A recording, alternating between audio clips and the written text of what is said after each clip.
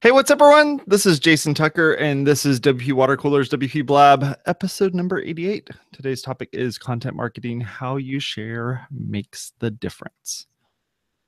So we don't have anybody else to not introduce. Bridget, how's it going? Hey, it's going great. How are you? I'm doing pretty good.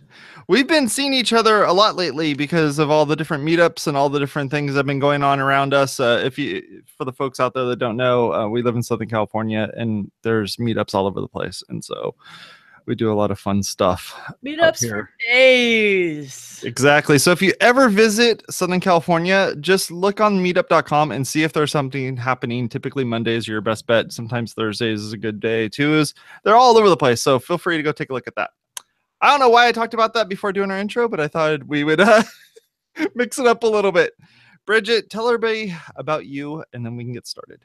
Hi, everybody. My name is Bridget Willard, and I'm a freelance marketer. I specialize in business-to-business relationship marketing on Twitter, and I have some really nice packages, and I can make a custom one. If you go to bridgetwillard.com/hire-bridget, you can find out more about my pricing.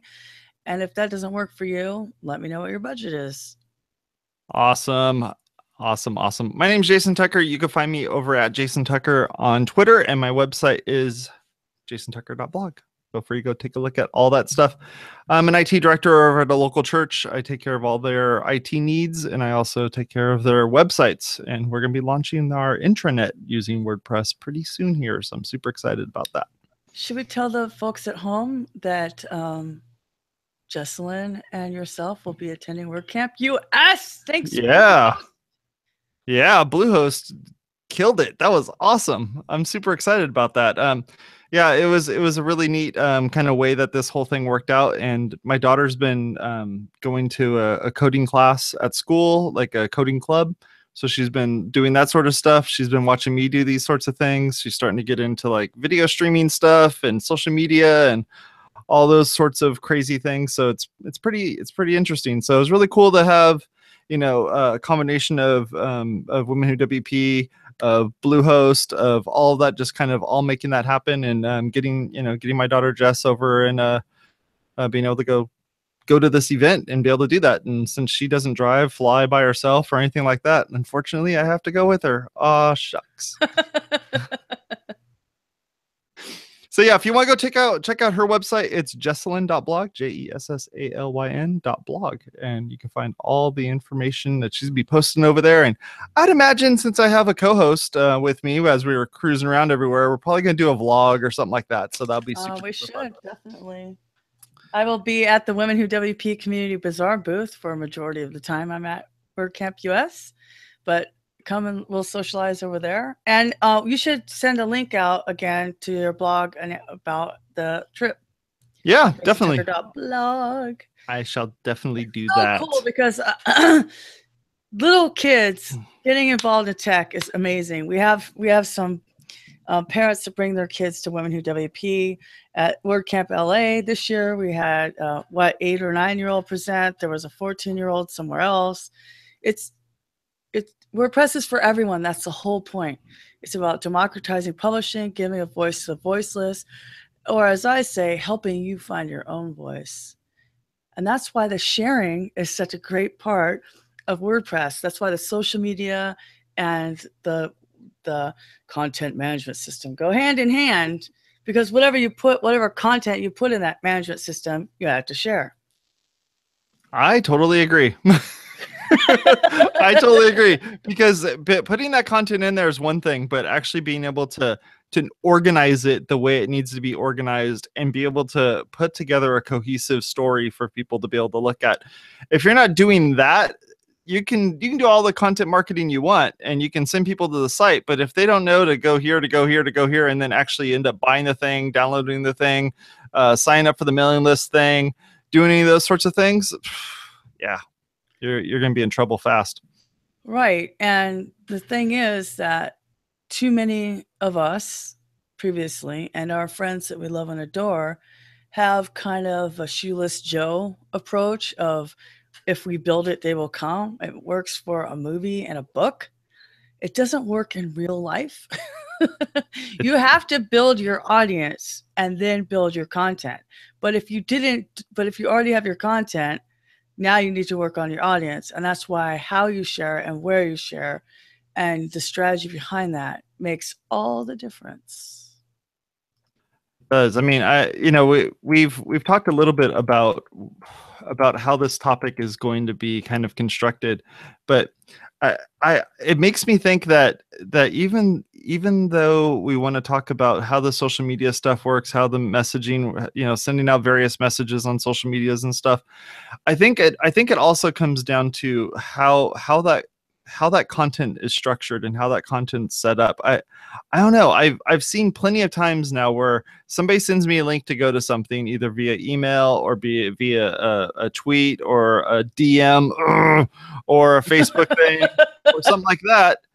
And then I go, oh, or the thing that I saw today on LinkedIn, somebody's like, oh, so-and-so is a mutual friend of ours, or a mutual, whatever they call friendships on LinkedIn. Connection. Connection. We're both connected together, so we might be a good pairing. And I'm just like, oh, great. So now I have yet another inbox to kind of deal through. But then they send a link saying, hey, here's the link. You go take a look at the thing. I go look at it and I'm instantly like, okay, how was this thing built? How was this thing set up? How was all this?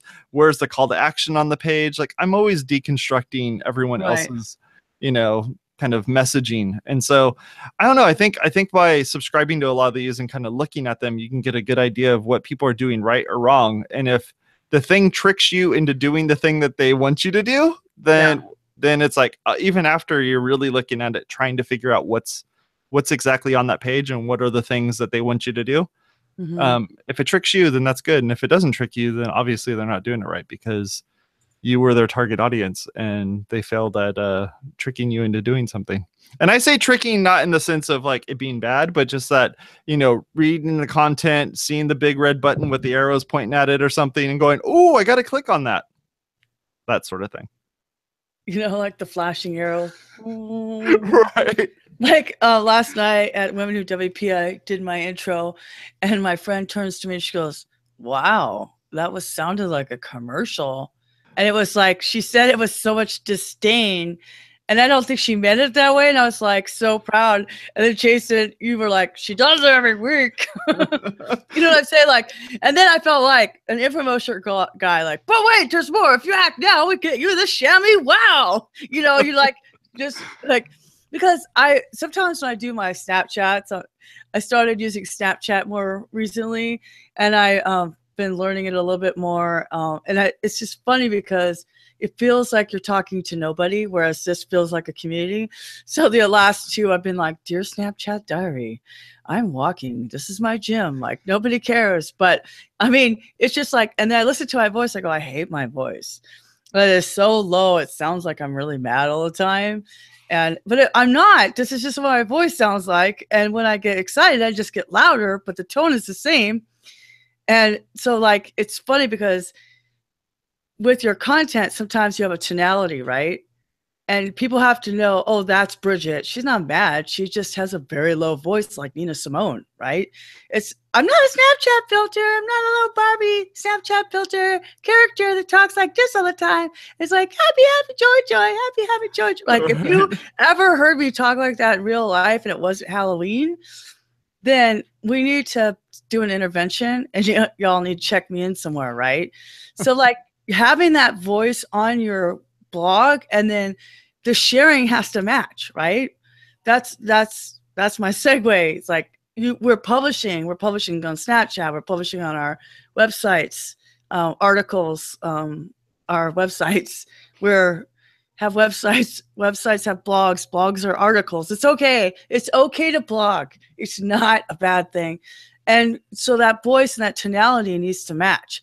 That's what makes you sound authentic. And so I would say the first point that we need to cover is be authentic, and don't use authenticity as an excuse for assholery. You know what I mean? Like, one time I was with a bunch of girls and they go, that color of lipstick looks terrible on you. I'm just being honest. Okay, so that was unsolicited and not really that helpful. if you had said, ooh, you should try this color, that would be totally different, right? And I'd be like, ooh, I like that color pink or whatever. So, but saying like, that looks totally terrible on you. And then as your disclaimer is, I'm just being honest. And then saying that's authenticity. It's not authenticity, it's assholery. Right. So you don't want to be that. You want to be helpful to people, but you really do want to be asked. And it's kind of a funny joke because my tagline is giving unsolicited advice since 2011. Yeah, but your advice is it, wow, that looks awful on you. Like, I don't know what that blue shirt is that you're wearing, but wow, I mean, I don't understand. It totally does not match the background of your room that you're in. Right? You know, like, it's like, what? It's not brand standards. So like, but the way you give it, like you can give generic advice it feels less condemning, for lack of a better word. Yeah. Than if you like pick out somebody specific. And then you have to, it's the authenticity, that's really important, but how you treat your audience with that authenticity matters. So authentic just means there's no cognitive dissonance. I'm using a lot of like 50-cent words, but that's really the truth. So it means what you say what you do what you say what you mean. It's just you're walking the walk. And there's no discrepancy between what you say you believe and how you behave. And that's true in person and in your content. So when you share, this is one of the reasons why automation can be a problem.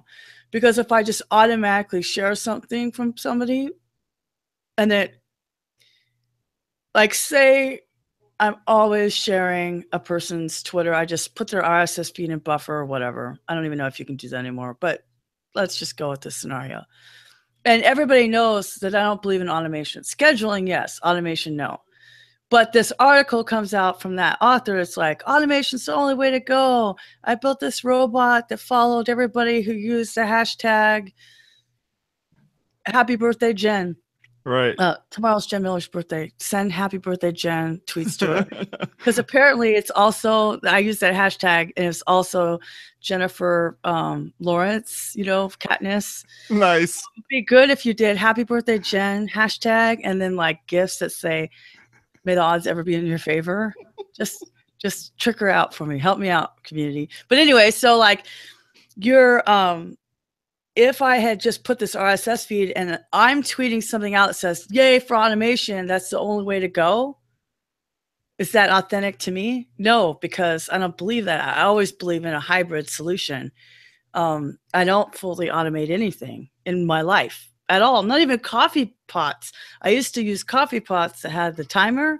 Well, guess what? A couple of times that coffee overflows or you forget to put water in it. Automation is great, but it could go wrong. And you have to know what you're doing, right? But that's the only example I can really like think of that's like super, that would show Bridget's not being authentic. But I think how I'm sharing is not authentic to what I preach. So I guess it depends on the type of automation that you're talking about. So like, for instance, for me, when I do our promo tweets, kind of lining up what I'm going to be saying and how I'm going to be saying it leading up to this, I use a few different tools to do that. So like, for instance, on my phone, I use this very complicated process of going out to the RSS feed, grabbing the latest post that's in the RSS feed, stripping out the text that's the title. It takes out the text that's the body. It finds the first image that's in the post or the featured image. It pulls that in. So now I have all the pieces I need to make a tweet.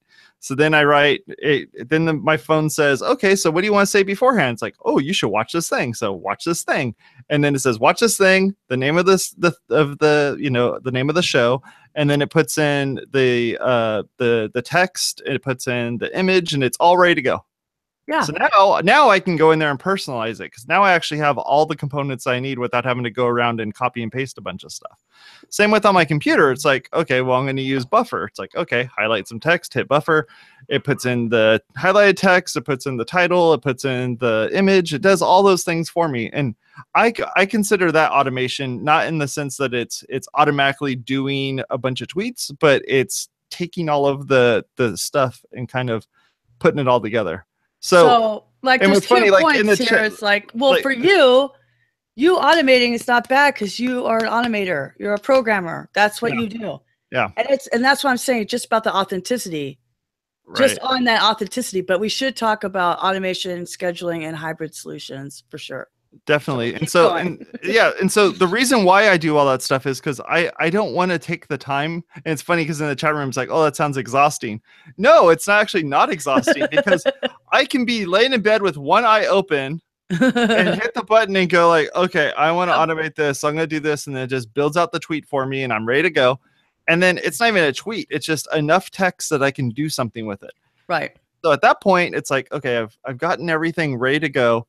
Now let's go and actually act on it and actually put some content in there. So you find an image, or even my image creation stuff is done that way as well. It's like, oh, I need the title of the text, highlight the title. I want to take that and put it into some other, image making program. Yeah. And kind of build out what my image is going to look like. So in a purist standpoint, the fact that your hands are touching it means it's not automated. It's scheduled. For the purpose of this discussion, I would say that's scheduled, which is a very hybrid thing. Obviously, the computer's pulling things out, but it's not. There was a politician, a local politician, who would just automatically post anything that had her name in it. So it was a search post function, which was totally unmanned. And that's what I mean by automation. She posted something that was a negative article about her. And I wrote her, I was like, maybe you should turn this automation off, right? But the day she dies, it's going to tweet that she died. Well, no, and I had a friend who did die, and he had articles that were automatically posted anytime, like Apple got mentioned in the news, it would automatically post that article without intervention, with your hands touching anything, your phone or anything, or customizing it at all. That, to me, that's pure automation, and that can go wrong super easy. I don't auto post to any social network when I publish either. I don't use Publicized by Jetpack or anybody else. I write those posts and I do them for my own reasons. And that's what's the custom. It's because the only thing that I have automated on my blog, I have 2 things automated on bridgetbuller.com. I have Postmatic. It's email. I don't need MailChimp anymore. Postmatic delivers my entire content in an email, and all people have to do is reply for it to be a comment. I freaking love Postmatic. It looks beautiful. The only thing it doesn't support is embedded videos and things, but they can click the link and go to the article. But most people read in their email, especially my audience. My audience are people I'm teaching how to use social media. So for my audience, especially, and any small business, really, Postmatic's the way to go. It's $20 a month. It's the best solution for me. And I use Revival Post, which will automatically tweet out articles every X amount of hours, whatever I set it to. So that's why I said I don't believe in only automating, and I don't believe in only hand, because that's foolish. None of us have enough time to do all that. But you have to decide what works best for you and your brand, right? And your time schedule. So, yeah, looking in the chat, they were saying that I think it was Cheryl said that that she had a business that they were auto tweeting, and then it auto tweeted one of their competitors, products. I can see this. The thing about the automation stuff is if your automation isn't smart enough. Right. Like, for instance, you should never, if you're going to fully automate, let's just say, everything's fine, let's fully automate. I would exclude every single one of your competitors. Yeah. Any of those things, because what they could do is they could say like, Jason Tucker's house burned down last week, and here's a link to it. And now Jason Tucker's thing's going to say, hey, his house burned down this week, and here's a link to it. Like, you could do those sorts of things and mess with them. Yeah. Like, you're just setting it up for troll. Sometimes you work the Twitter bots. Like, WCEU had a Twitter bot. I don't think they have it right now, but they did when it was in Paris. Yep. And I think they named him Pierre. But Jen and I were working that. We just added the hashtag to a bunch of stuff.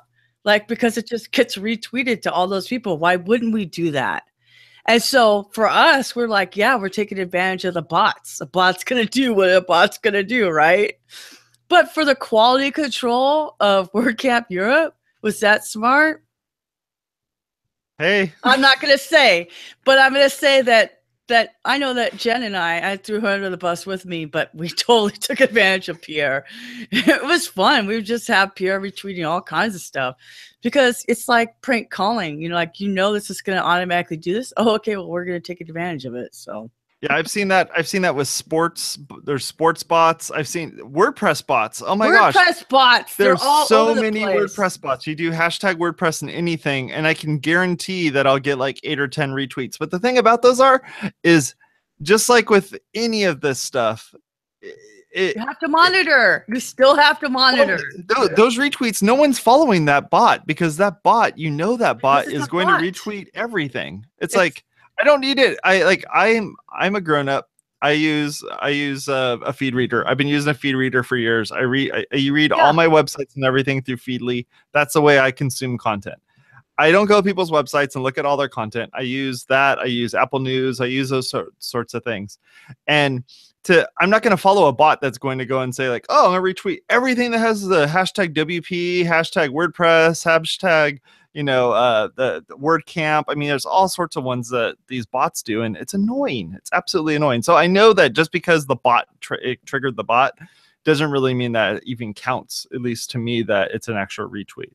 No, that's that's why we're talking about how you share makes a difference. So automatically retweeting stuff that has a hashtag. Yeah.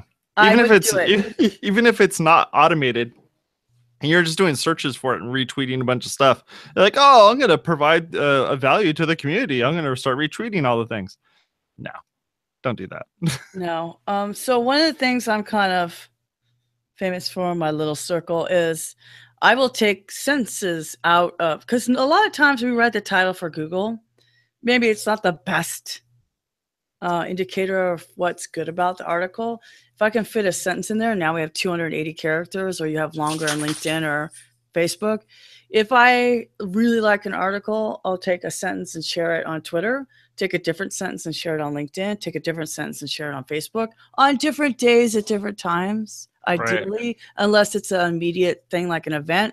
But if there's something I like super believe in and like, oh my God, everybody has to hear about this now, then I'll do it. But having that kind of hybrid sharing, like I would love, this is my wish from the WordPress universe, that somebody would do this. And maybe they are, I don't know. I've told Jen a million times. I would love if Revive Old Post would make a meta box. Well, who knows what's going to happen now? A Guten block with alternate titles so that when it does cycle through, I could put whatever sentences or titles in there and it would share the same article, but in different ways. That's what I do. Yeah, that's manually. That's what I like about the buffer, the buffer Chrome extension, is that I can highlight some text. Yep. And that's my text that's going to be tweeted. Now that we have 280 characters on Twitter to play around with, I highlight a paragraph. I take out all the pieces that I don't want. I throw some hashtags in the middle of there just to kind of make sure everything's all rounded out. And then I say, okay, I'm going to post this. And then I just schedule out a whole bunch of them. So I highlight another sentence or two. Yeah, that's the way to do it. And if you're using something like whatchamacallit, what's the other one? Hootsuite or something like that. Yeah. You could do the exact same thing. Find a bunch of them, schedule them all up, and then kind of move those pieces around within the calendar so that they'll post. So I guess you could recreate it, Bridget, to kind of make your dream come true if you wanted, to kind of make that whole thing work, just by kind of selecting those pieces and putting them all in there. Yeah, I do that with another tool that competes with Buffer. Even though I like Buffer, it's free. I have this free tool called minideck.co. It's a beta thing. But you're right. I should add Buffer to my. Yep. Because I have a bookmarklet that does the same thing. But I love being able to do that. Highlight. That's what I like about Medium. And I think somebody told me there's a WordPress plugin that lets you put that on your site where if you highlight text, it will have a hover that you Yeah, can yeah, press like a tweet. quotable type of thing or something. No, I use Better Click to Tweet that's made by Ben Meredith. Mm-hmm. And UNC on Twitter, love you, Ben. And I love Better Click to Tweet because I could just pull it out, and it kind of helps me think of my own alternate headlines. But if somebody wants to tweet it, that's fine. But I just like to break up the text that way. Better Click to Tweet is what I use. And then that gives me something to cycle differently. But like each social media platform has its own culture. So you can share longer or different posts. And sometimes it's good to ask a question like, are you sharing things correctly? Do you need help? Come and ask questions in our chat room. You know what I mean? Yeah. But you wouldn't share that after it happened. Because so this episode is over. It's 8 o'clock. And I go, oh, did you miss this episode of WPblab? Maybe next week I would say, Jason and Bridget talked about how you share automation, the good, the bad, the ugly. Go check it out. Right. Yeah. So, or if there was, I have automation that does that. Like I have automate. I know that I put a tweet in there. Like I know I put something in the website, and I know it's in a particular category, or for us, it's a custom post type. And then it goes and says, if something happened with the last 7 days, throw this into buffer and then set it at this time. And I don't have to do anything. It just automatically happens. But the thing is that's my content. Right. So I know what I'm going to be putting in there. Exactly. It's like it's a controlled environment where if you just went and said like, okay, here's tvguide.com's RSS feed and everything that gets posted on there, I want to retweet all of it. Don't do that. Unless you're like a PR person who just wants to like fill their stuff with a bunch of extra content. I don't do that stuff. Yeah. The other thing, the thing that we were talking about regarding like how to do customizations for particular networks or particular social media networks is I use that tool still. I went back to it, Mass Share. And Mass Share, what's nice about that thing is it gives you 2 boxes for the images. So you have a box that's for kind of Twitter, Facebook type stuff. So when it shares, it will use that one.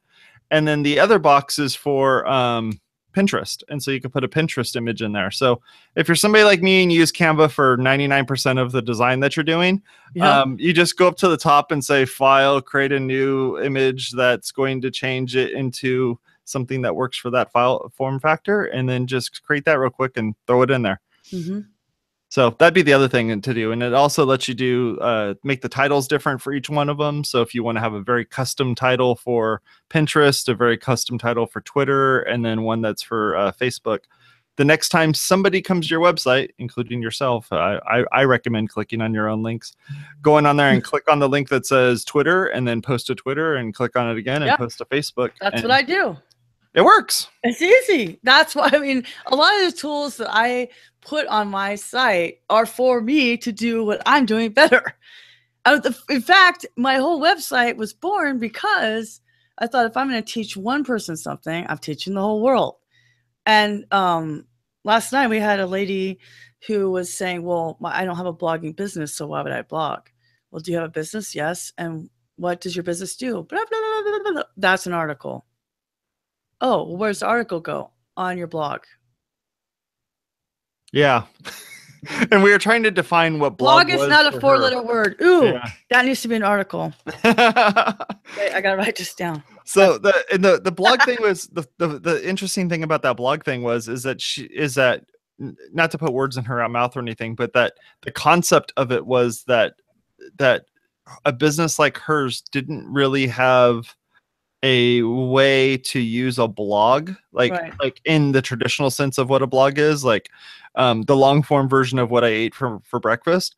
Like she didn't really know how to kind of tie those pieces together. And so, after we explained it, it's like, well, put in your press release in there with some stuff around it. Put in an issue that you had with one of your business or one of your clients, or how you corrected something, or why you're the best at this, or why you do this and that. And if you put those things in there, you could hire anybody to write that copy. It's just like, make me sound good. Here's what I need you to write. Here's the things. Here's the talking points. Write me something and we'll post it. Right. Which segues into the article you shared today from Snowbird or something. Yeah.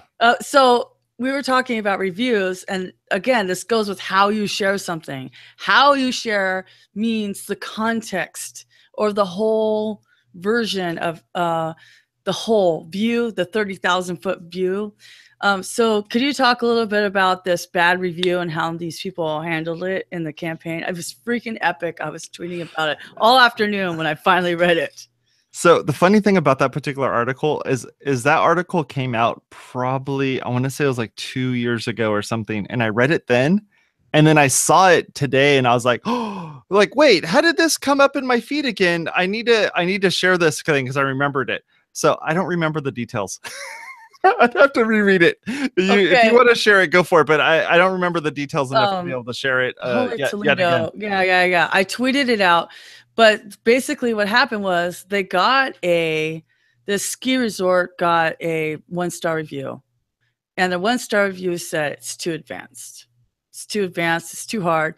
It's from the Twitter handle is Ozskier, Ozskier. And it was their Snowbird 1-star campaign. I'll put a link in the chat of the Medium article. But it says it's a picture of the Snowbird Resort with these epic ski trails, beautiful, just 2-page magazine ad, right? And it's a really good picture of the valley. So you see, your eyes go from the top corner to the logo Snowbird, the word Snowbird with their logo, and then on the very bottom footer it says snowbird.com with their phone number, and then there you go. In the front, it has a guy that's skiing and he's like shredding or whatever, like the snow is coming up over him. All you see is like the ski in his foot, and over that part of the photo, it's 1-star, too advanced. I've heard Snowbird is a tough mountain, but this is ridiculous. It felt like every trail was a steep chute or littered with tree wells. How is anyone supposed to ride in that? Not fun, Greg, Los Angeles, California. So what? It's awesome. In the article, they said, you've got to sometimes trust your intuition, what fits with your brand voice, and getting ahead of a bad review and just saying, well, this is what it is. Well, guess what? Their whole mission was, look, we pride ourselves on being an advanced ski resort. So if you need a bunny slope, go to Mammoth or something like that, right? But they didn't say it. They just took pride. Like, this is it. These are the mountains. They're freaking tall. We're in the Colorado or the Rockies or wherever they are in Utah or whatever. And this is hard. So if you can't deal with it, don't come here. But this is, and it was a beautiful ad. And I thought, what a great way to deal with the bad review. How they shared that bad review with restraining themselves, what the author said in the article, restraining themselves from adding a lot of copy to justify it just speaks for itself because it was done that well. Yeah. And the thing that was tough about that particular topic last night was that the company that put the I said bad mark, but like the bad type of thing that was put out there about that particular company was that supposedly, at least I don't know enough about that industry, but this particular website was like the end all be all of that industry. It was like the Google of their industry kind of thing. Right. Like you will, whenever you search for anything, this is where the place you're going to start, which makes it more of a challenge for somebody who's a marketing person to really look at this and say like, okay, how can I push myself to make it so that my client's website will be in a good light, even though there is a bad mark against them. Like, what is it that you can do to really make that happen? And you got to be creative and tricky and just kind of, I mean, yeah, skiing's hard. Skiing's hard. You need to show them how hard it is. And look, ours is so hard. We got a 1-star. That's awesome. If you want to be challenged, here's how to be challenged. Right. There was a whole joke for WordPress 1-star reviews. That was a hashtag. It's so funny because people have these expectations. And that's really the thing. Your expectation, this show isn't really about reviews right now, this episode. But if you have an expectation, your expectation isn't met. Therefore, you have 1-star, right? So it's how you share that material, whether you write a blog post about it, or you put it in an ad, or you don't say anything at all. Or like what happened with Rachel Cherry, she loves Slack so much she said she would put a tattoo of them on her body, and then it became, they contacted her and drew up an ad that was in the New York Times, full page ad with Bama Designer Twitter handle, right? So how Slack shared that review mattered. It mattered so much that it's like, it's framed in her apartment. It's so freaking awesome, right? So like people love Harley Davidson so much, they get tattoos on their body of another brand's logo because how they resonate with other people matters. So as you're sharing content, don't forget to share other people's content. And this is the thing that I recommend to people all the time. And every time I say it, it seems to be either like, wait, what? Or why would I do that? Because you want other people to share your content is the super selfish reason. But also it shows that you care about other people except yourself. It's social media, everybody. It's not an RSS feed on your blog. You would never want to stand at a cocktail party or an after party or network event with somebody that constantly talked about themselves and never let anybody say another word. Yeah. Those are people that you would not be friends with. But if you came up and talked to me and you're like, oh, I really need somebody to help me with SEO. And I was like, oh, you should totally go to Jen Miller. Or I really need somebody to build my website. Oh, you should go to Jason Tucker or whatever. But if they came to me and they're like, oh, and I only say, well, I could do that for you. Or whatever it is, or all I do is talk about my own problems or my own victories or whatever. That's boring. Nobody likes a person that only talks about themselves. It's the same. It's the same. It's the same on social media. Listen, people, it's the same on social media.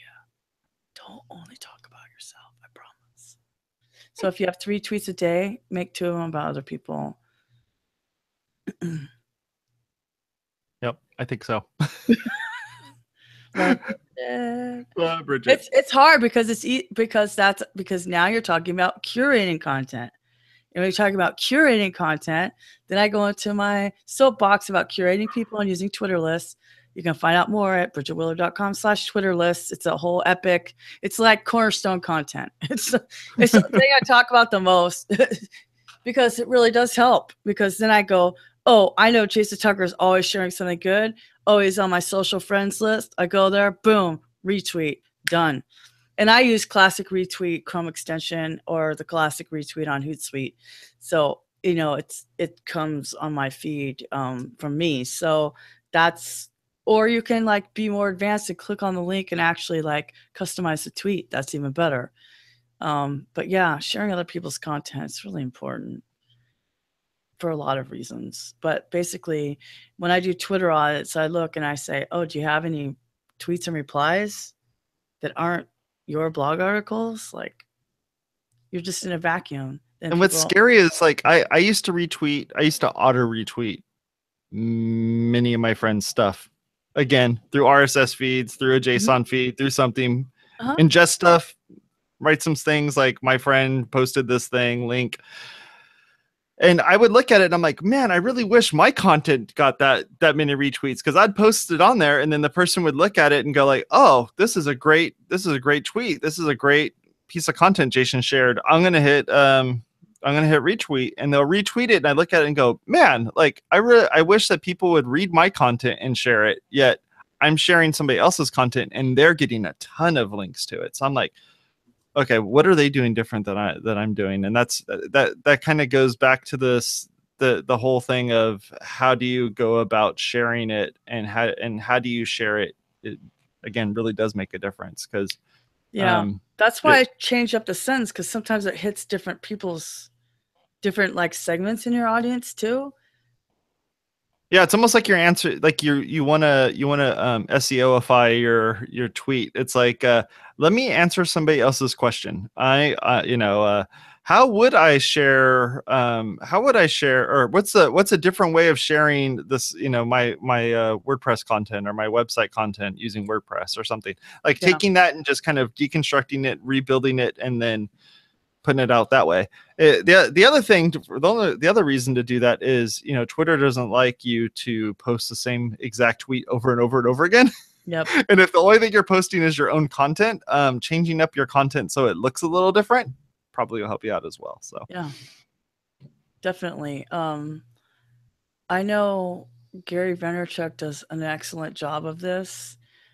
He makes content that goes on Instagram, Medium, his website, YouTube, Facebook, and Twitter that's similar but different enough that it resonates in the culture.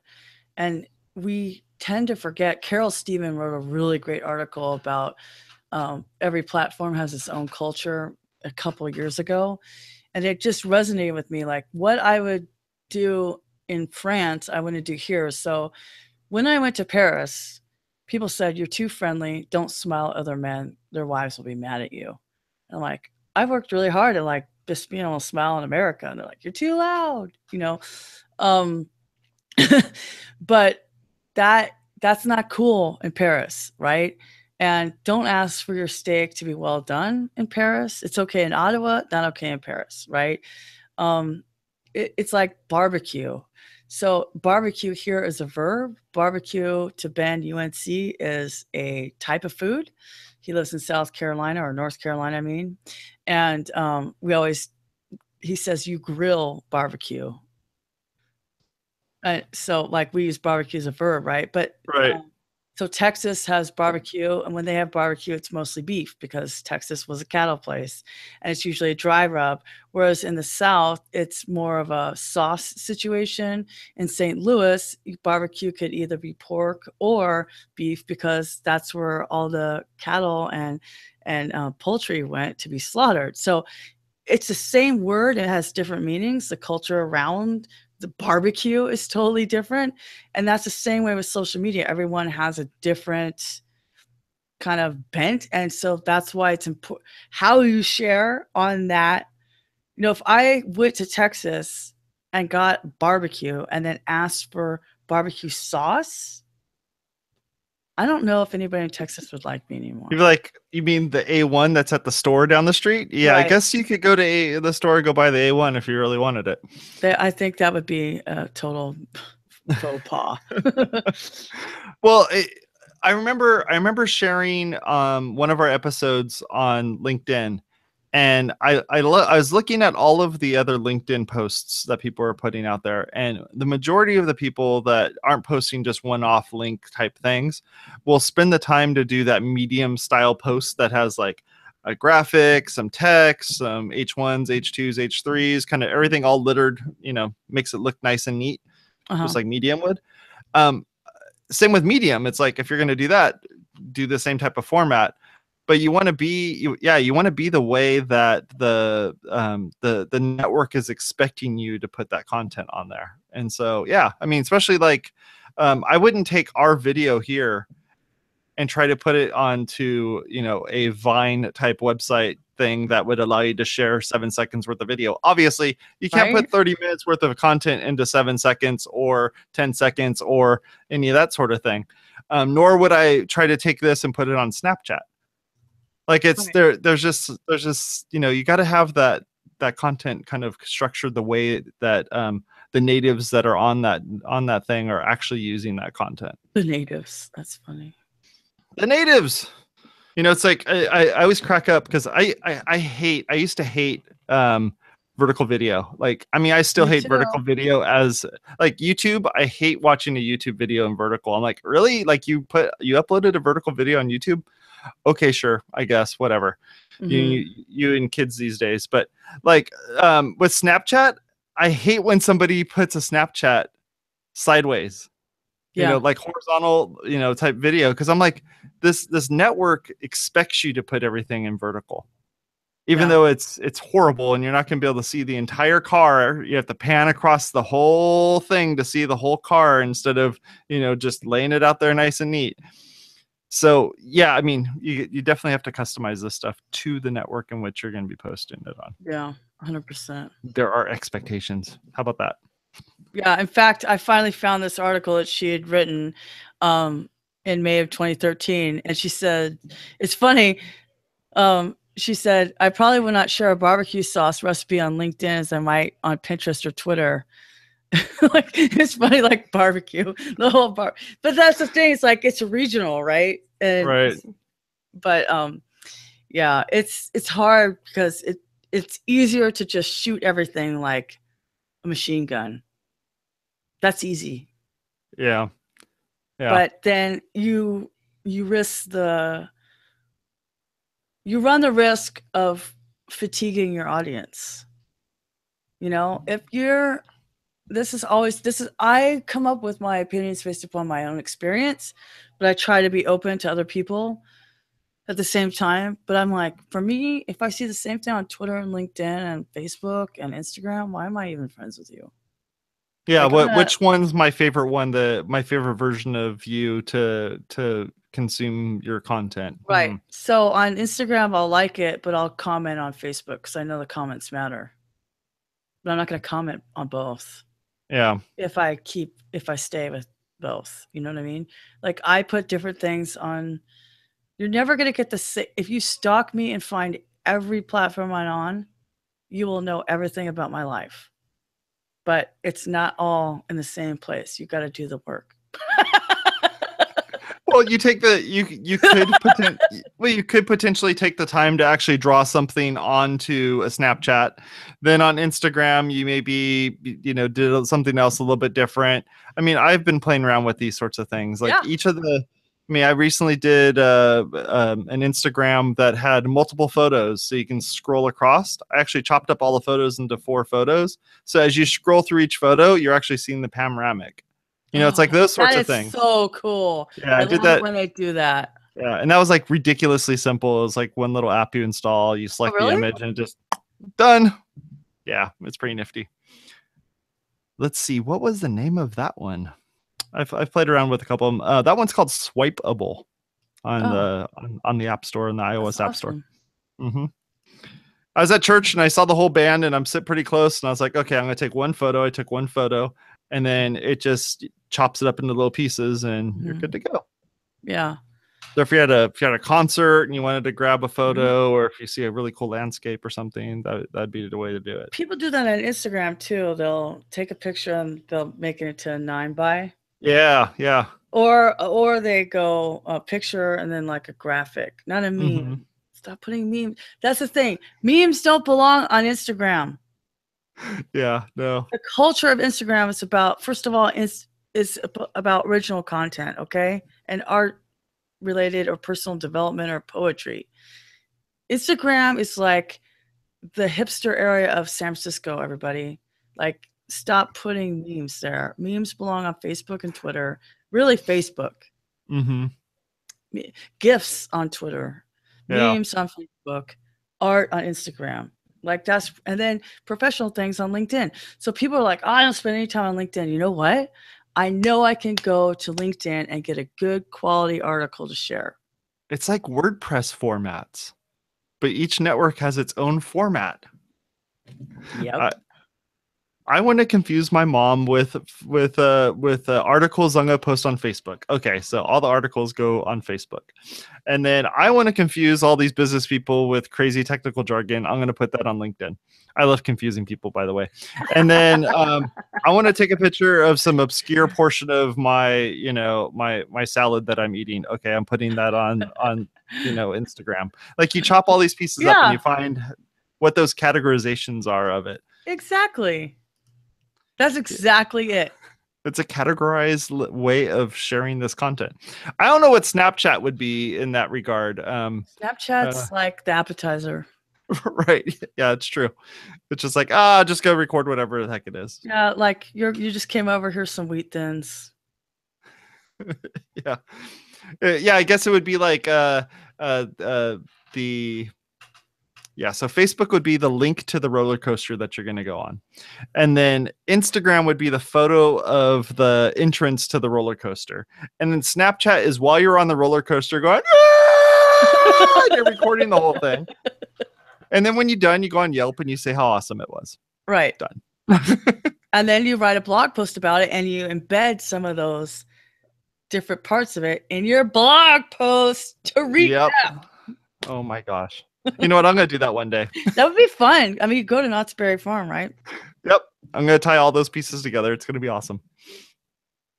Then I'll show my kid. That would be a good way to show Jess embeds. Yeah. Yeah. Well, actually, we did know embed. I told her, I was like, grab this YouTube video and paste it into there and don't do anything else. And she's like, oh, it turned into a video. It feels like magic.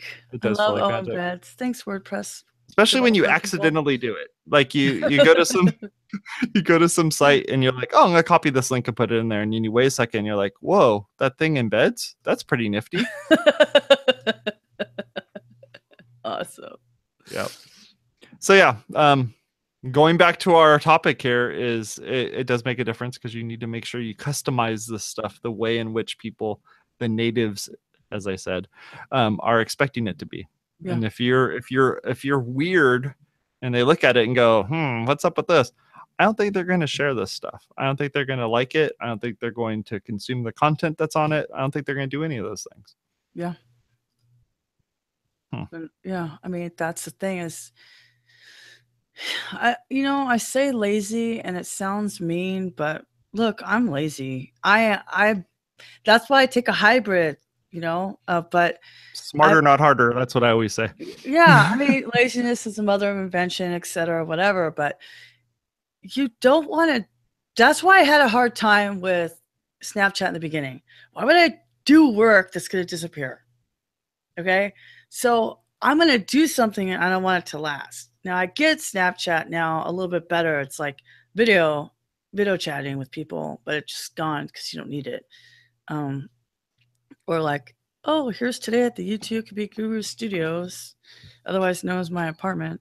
And it can be fun. It's a good distraction. It's a good way to connect with people in a kind of low-key way. It doesn't feel like you need to be as polished.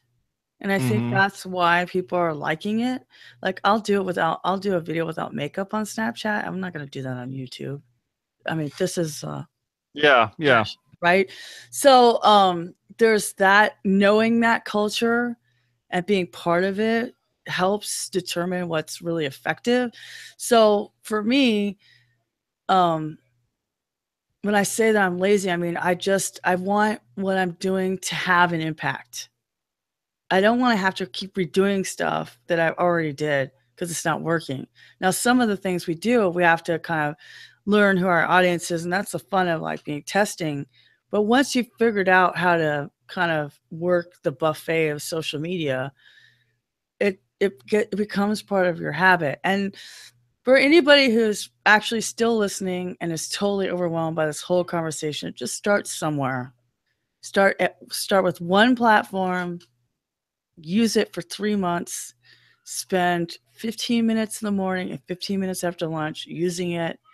And then after that quarter is over, move to the next one. You don't have to be, I've been doing this for 10 years. Yeah. I 1,000 hours in. Okay. I would also kind of add on to that is that don't mimic somebody who's like the biggest person in social media that you know, because 9 times out of 10, those people actually have a team behind them. And if you don't have a team to match, you're just going to be spending a ton of time trying to catch up with somebody who you're not going to be able to catch up with because they already have a team and they already have an established way in which they do things. They already have a workflow that's working. And you're going to either have to take shortcuts like I do in some regards of kind of figuring out these ways of making it feel like there's 6 Jasons instead of just one, or you got to do the Bridget approach, which is calculated steps that she has done over time and figured out which ones actually provide value to her network. So that way people are actually going to share it, look at it, do something with it. Or, you're going to end up having some, big issues if you don't do that, Yep. Yeah, and the thing is, like, people say, "Oh, you have all these friends or this whole network." What did you do? I'm like, "Oh, I was a normal, polite human being." Somebody says, "That's what I've been doing wrong this whole time." No, I mean, Darn. go look at my account. Like, go look at YouTube Can Be Guru, and go to my tweets, and then go to tweets and replies. You're gonna see. Let's see. Somebody said, the Isaac tweeted, well, working with P Funder for 10 years, the best advice he gave me was write something every day, edit the next day. And I wrote back, that's a good idea. You know, it's a reply, you know? Then like there's some blab stuff because we're live or whatever, but WordCamp, where am I going? Oh my gosh. WordCamp US? Oh, Rochester. Rochester showed their stickers, and I said epic. And somebody said, if you haven't read Charles Duhigg and you're building teams, I don't know what you're doing. And I said, exactly. Like, this is just normal conversations. What would you say to somebody if, like, either some of them are they're replying to me, some of them I just see in my home feed. Like, even though I use my list, I still go in my home feed about 5 minutes a day, and I try to reply to at least one person. So then people go, oh wow, you're the nice lady on the internet. Well, it's not magic, people. Like, I'm doing the work. I'm watching whatever on Netflix. I'm watching some Australian show called Wanted, and then I'm on Twitter. But it doesn't take that much time. You could do it in 5-minute chunks, you know, and you go, oh wow, that's great. Unpack for Rochester. Woohoo! See you there. How much? That's 40 seconds to make somebody else do this. Yeah, they're like, whoa, she's going there too. She went and had to do this. She's having to do that. Oh, I'm doing the same thing as well. You get that relatable kind of thing to it. We're all packing. There's an open suitcase on my couch right there that you are not seeing. That's 90% packed because I'm going to Rochester tomorrow. My flight leaves at 6:45. So you know what I'm saying? But like, then there's that camaraderie, the community, the relationships. And when you have the relationships, then you have referrals. And we like referrals because we like having jobs and income and money. Definitely. Or whatever you want to say. But referrals is how it works. And I'm sorry my voice is low like Nina Simone, but I'm also not sorry. Sorry, not sorry. Hashtag sorry, not sorry. I love this topic so much. I'm glad we got a chance to talk about it because it was perfect with actually the developer meetup of WomenWhoWP. We had a lot of these same questions this week. And also WPblab community. Go in the Facebook group and tell us what you want to hear about. Volunteer to be on the show. Give us a Thursday. We do not have a producer. Well, actually, Jen Miller is kind of our producer. We made her our producer. But basically, how you get on the show is pitching us your idea and giving us a Thursday. So if you would like to be a guest on our show in 2017 or 2018, we are taking reservations. And we just need you to pitch a time and a date and do it in the group or do it privately. And thanks for being our awesome community. And thanks for sharing, Cheryl, for taking notes. And it's time for Jason to close out the show.